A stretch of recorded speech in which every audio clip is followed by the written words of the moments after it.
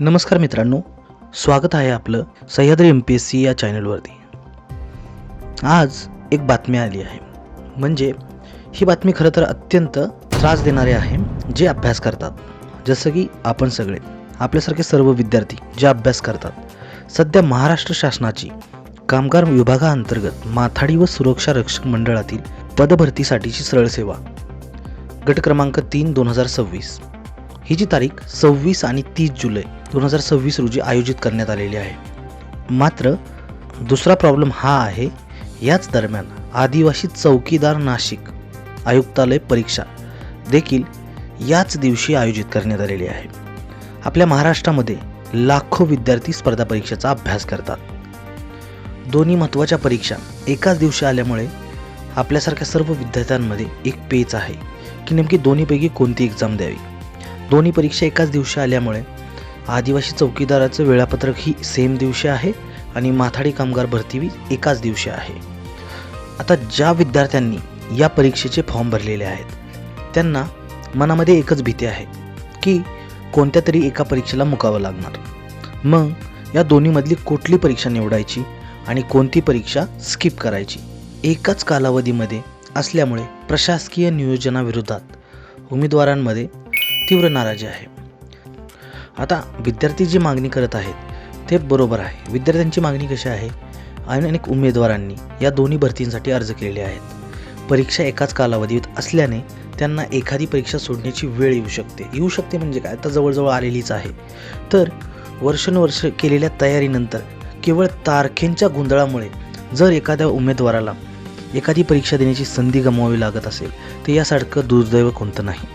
म्हणजे जर शासनाने माथाडी कामगार आयुक्तालय भरती परीक्षा ह्याचं वेळापत्रक जर फेरविचार करून नवीन जाहीर केलं तर त्यामुळे स्पर्धा परीक्षा देणाऱ्या प्रत्येक विद्यार्थ्याचं मदत होणार आहे किंवा स्पर्धा परीक्षा देणाऱ्या प्रत्येक विद्यार्थ्याला त्याचा लाभ होणार आहे।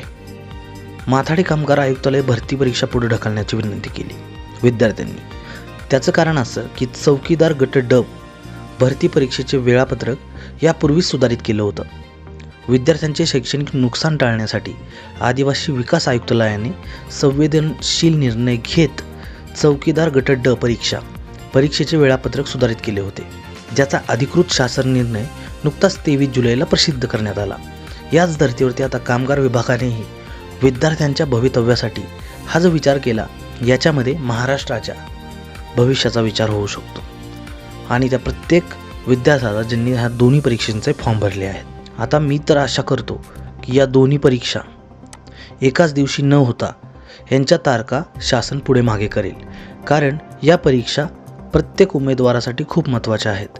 त्यामुळं एकाच दिवशी दोन मोठ्या परीक्षा घेणं हे इथिकली तर बरोबर नाही आहे। त्यामुळं परीक्षा पुढे जावत हीच देवाचरणी विनंती।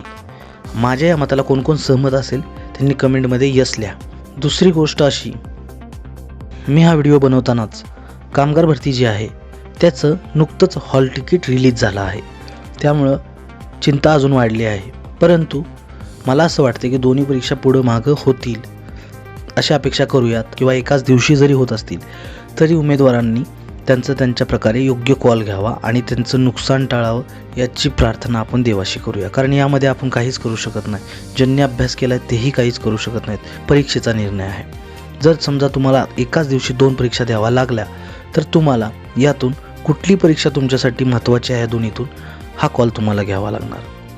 पण मजबूतीने एक परीक्षा द्या की ज्यामध्ये तुम्हाला चांगला स्कोर येईल अशी तुम्हाला अपेक्षा आहे, किंवा ज्या परीक्षेवरती तुम्हाला पहिल्यापासून जास्त कॉन्फिडन्स आहे।